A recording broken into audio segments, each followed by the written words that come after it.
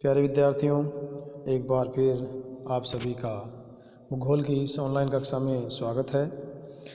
आज का हमारा टॉपिक है राजस्थान की स्थिति एवं विस्तार। तो आज हम राजस्थान की स्थिति और विस्तार में इसकी अक्षांशीय और देशांतरीय स्थिति, इसके साथ ही राजस्थान की जो भौगोलिक स्थिति है जिसमें अंतर्राष्ट्रीय सीमा या अन्य राज्यों से जो इसकी सीमा लगती है उसकी चर्चा करेंगे। तो राजस्थान भारत के उत्तरी पश्चिमी भाग में स्थित है। तो राजस्थान भारत के इस उत्तरी पश्चिमी भाग में स्थित है जो उत्तरी गोलार्ध में स्थित है। अर्थात भारत जो है वो ग्लोब पर अक्षांश की दृष्टि से उत्तरी गोलार्ध में और देशांतर की दृष्टि से पूर्वी गोलार्ध में, अर्थात भारत उत्तरी और पूर्वी गोलार्धों में स्थित है। तो राजस्थान का अगर अक्षांशीय विस्तार देखें तो यह दक्षिण में 23 डिग्री 3 मिनट उत्तरी अक्षांश से लेकर उत्तर में 30 डिग्री 12 मिनट उत्तरी अक्षांशों तक फैला हुआ है। अर्थात उत्तर में गंगानगर इसका उत्तरी छोर है और दक्षिण में बांसवाड़ा। तो ये इसका अक्षांशीय विस्तार है। अगर देशांतरीय विस्तार की बात करें तो पश्चिम में जैसलमेर में 69 डिग्री 30 मिनट पूर्वी देशांतर से लेकर पूर्व में धौलपुर तक 78 डिग्री 17 मिनट पूर्वी देशांतरों में ये फैला हुआ है। तो ये राजस्थान का अक्षांशीय विस्तार हुआ। अगर इसकी उत्तर से दक्षिण लंबाई की बात करें तो वो है 826 किलोमीटर और पूर्व से पश्चिम की चौड़ाई की बात करें तो वो है 869 किलोमीटर। तो राजस्थान उत्तर से दक्षिण की अपेक्षा पूर्व से पश्चिम अधिक लंबा है। इसके दक्षिणी भाग से 23.5 डिग्री उत्तरी अक्षांश रेखा गुजरती है जिसे कर्क रेखा कहते हैं। तो यहाँ देखिए मानचित्र में ये जो रेखा है ये इसके दक्षिणी भाग से, जिसमें ये बांसवाड़ा के मध्य से और डूंगरपुर के दक्षिणी भाग से गुजर रही है।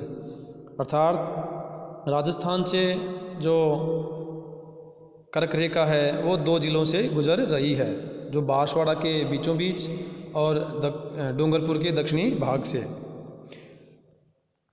तो ये इसका अक्षांशीय व देशांतरीय विस्तार हुआ। जैसे कि अभी हमने बात की, इसका जो अक्षांशीय विस्तार है वो 23 डिग्री 3 मिनट से 30 डिग्री 12 मिनट है। अर्थात राजस्थान जो है वो 7 डिग्री और 9 मिनट अक्षांशों में फैला हुआ है। और 23.5 डिग्री उत्तरी अक्षांश जिसे कर्क रेखा कहते हैं वो बांसवाड़ा डूंगरपुर से गुजर रही है। देशांतरीय जो विस्तार है वो इसका है 8 डिग्री 47 मिनट। अर्थात राजस्थान जो है 8 डिग्री 47 मिनट देशांतरों में फैला हुआ है।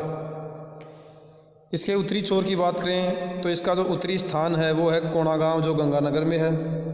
जैसे मानचित्र में आपने देखा तो यहाँ ये कोणागांव है, यहाँ से इसका उत्तरी छोर है। दक्षिणी छोर जो है वो है बोरकुंडा, बांसवाड़ा में है, एकदम दक्षिण में। तो ये उत्तरी व दक्षिणी छोर हुए।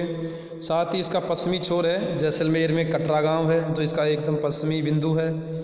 पूर्वी जो छोर है वो है सिलाना गांव, जो धौलपुर में है। तो ये राजस्थान की उत्तरी, दक्षिणी व पूर्वी व पश्चिमी छोर हैं जो कई प्रतियोगी परीक्षाओं में पूछे भी जाते हैं। इसकी उत्तर से दक्षिण लंबाई व पूर्व से पश्चिम चौड़ाई की बात की। अभी हमने कर्क रेखा की बात की थी जो इसके दक्षिणी भाग से गुजरती है। तो कर्क रेखा से संबंधित कुछ प्रश्न प्रतियोगी परीक्षाओं में पूछे जाते हैं। तो इससे संबंधित जो प्रश्न पूछा जाता है उसमें सर्वप्रथम तो यही है कि ये कितने ज़िलों से गुजर रही है। तो 2 ज़िले हैं, बांसवाड़ा डूंगरपुर। साथ ही ये भी पूछ लिया जाता है कि राजस्थान में सूर्य की सीधी किरणें कहाँ पड़ती हैं। तो एकदम जो सीधी किरणें हैं वो बांसवाड़ा में पड़ेंगी क्योंकि बांसवाड़ा के मध्य से गुजर रही है।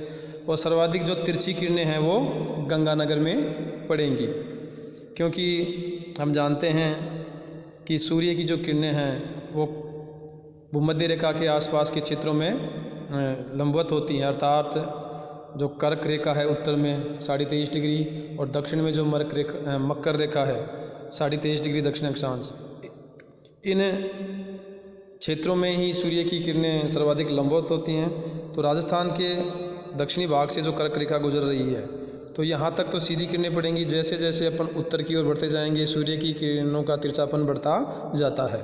तो गंगानगर में सूर्य की किरणें हैं जो वो एकदम तिरछी होंगी बजाय बांसवाड़ा के। तो बांसवाड़ा में सीधी और गंगानगर में तिरछी। ऐसे ही देशांतरीय विस्तार से संबंधित भी कुछ प्रश्न पूछे जाते हैं। तो ये इसका पश्चिमी भाग और ये पूर्वी भाग। तो सूर्योदय सर्वप्रथम राजस्थान में कहाँ होगा?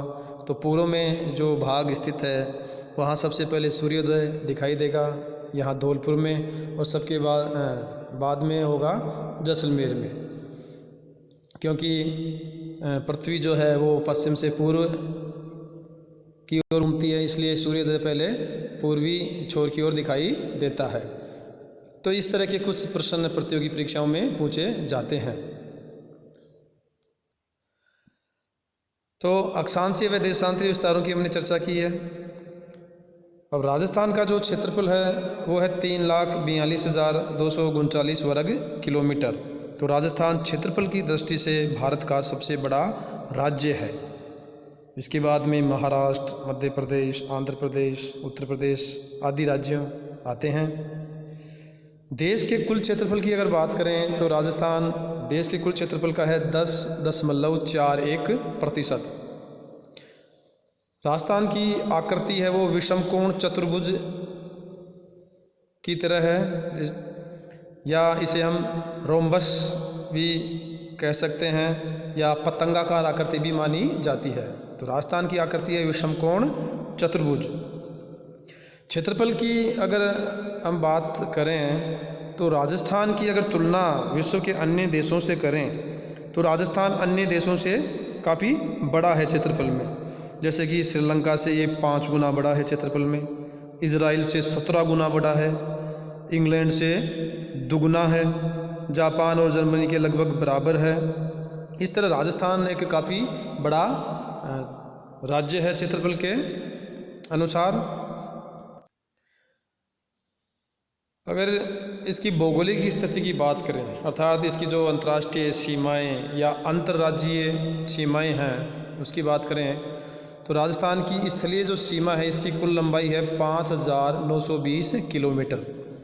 अब इस 5,920 किलोमीटर में से जो अंतर्राष्ट्रीय सीमा है जो पाकिस्तान के साथ लगती है वो है 1,070 किलोमीटर।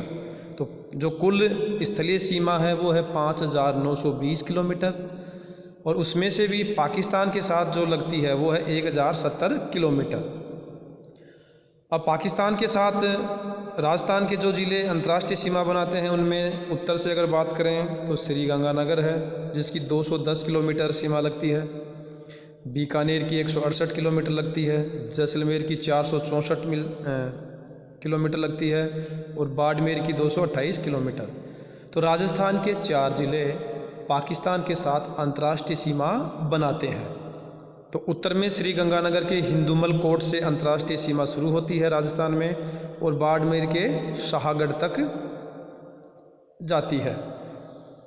और यहाँ अगर देखें तो पाकिस्तान के साथ जो सर्वाधिक अंतर्राष्ट्रीय सीमा बना रहा है वो है जैसलमेर, जहाँ 464 किलोमीटर है, और सबसे कम सीमा बनाता है बीकानेर। तो इस तरह के प्रश्न भी प्रतियोगी परीक्षाओं में पूछे जाते हैं।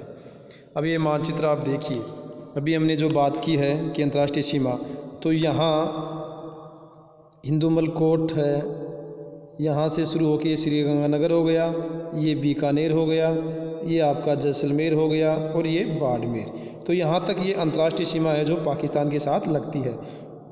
तो यहाँ हिंदुमल कोट से शुरू होती है और शाहगढ़ बाड़मेर तक, फिर नीचे कच्छ के रन गुजरात तक ये सीमा चली जाती है। तो ये 1,070 किलोमीटर अंतर्राष्ट्रीय सीमा पाकिस्तान के साथ लगती है, जिसे रेड क्लिफ लाइन कहते हैं।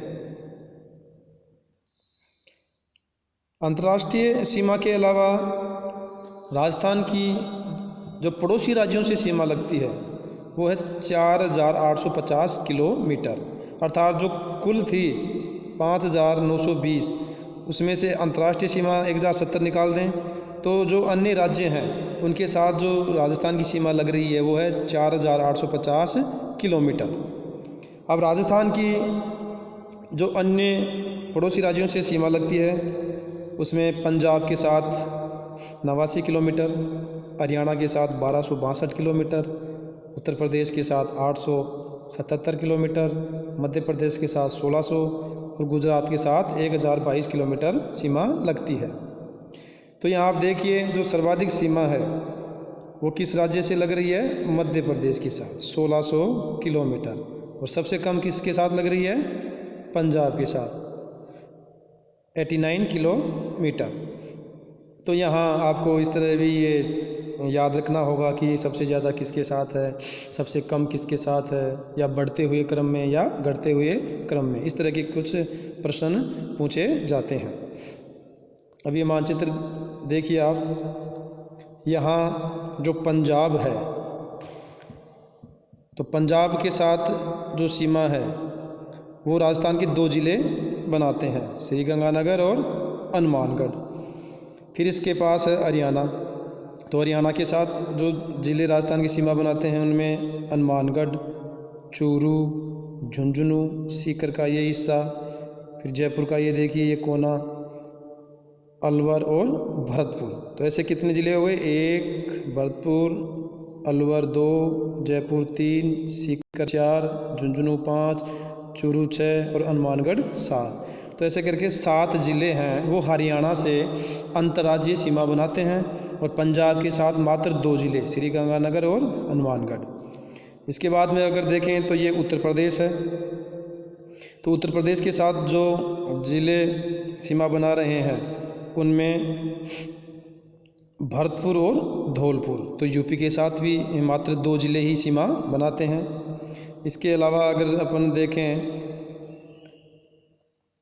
तो मध्य प्रदेश के साथ जो है, ये मध्य प्रदेश है यहाँ से यहाँ तक, तो मध्य प्रदेश के साथ सीमा बनाने वाले ज़िलों में धौलपुर, करौली, सवाई माधोपुर, ये कोटा, ये भाग देखिए कोटा का, बारा, झालावाड़, ये चित्तौड़, और चित्तौड़ का भी ये भाग है, और प्रतापगढ़ और बांसवाड़ा। तो ऐसे करके जो 10 ज़िले हैं वो मध्य प्रदेश के साथ सीमा बनाते हैं। धौलपुर, करौली, सवाई माधोपुर, कोटा, बारा, झालावाड़, चित्तौड़, प्रतापगढ़, बांसवाड़ा। तो यहाँ से अगर अपन देखें तो धौलपुर 1, करौली 2, सवाई माधोपुर 3, कोटा 4, बारा 5, झालावाड़ 6, चित्तौड़ 7 और कुछ भाग भीलवाड़ा का ये 8, प्रतापगढ़ 9 और बांसवाड़ा 10। तो ऐसे ये 10 ज़िले हैं जो मध्य प्रदेश के साथ सीमा बनाते हैं। इसके बाद अगर गुजरात की अगर बात करें तो गुजरात में बांसवाड़ा 1, डूंगरपुर 2, उदयपुर 3, सिरोही 4, जालोर 5 और बाड़मेर का कुछ भाग। तो ऐसे करके 6 ज़िले हैं जो गुजरात के साथ सीमा बनाते हैं। तो इस तरह के भी कुछ प्रश्न पूछे जाते हैं कि सर्वाधिक ज़िले किस राज्य से लगते हैं या सबसे कम किससे लगते हैं, सर्वाधिक सीमा किस राज्य के साथ होती है। तो इस तरह आप इन बातों की तैयारी करें। इस तरह अगर तैयारी करेंगे तो प्रतियोगी परीक्षाओं में आपको इतना संघर्ष नहीं करना पड़ेगा।